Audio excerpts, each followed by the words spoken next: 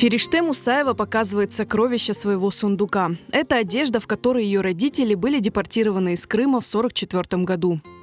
Латка на латке, авли штаннар бабам, йыртык, бір кофтасы анамын, битамын арабашалы балабан и шербентес.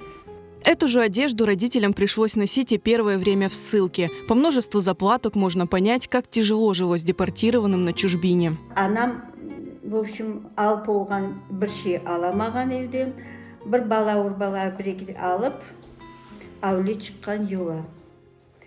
Бір алған неме Құран. Ау Құран evde, bizde yarısı yanған. Ау ateşte яқтыларын, Құранларын советлер. O vaxtте құтарған ау Құранын да битан еве алған. Вот o Құранда менде шыным.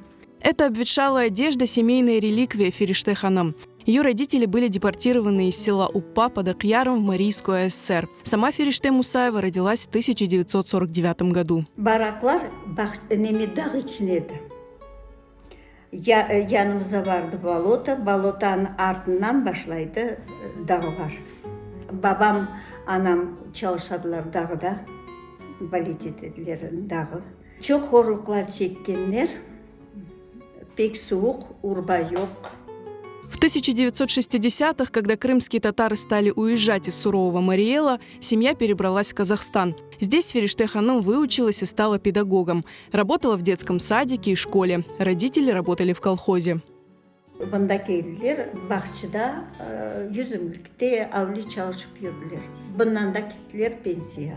Bütün улицамыз татарdı.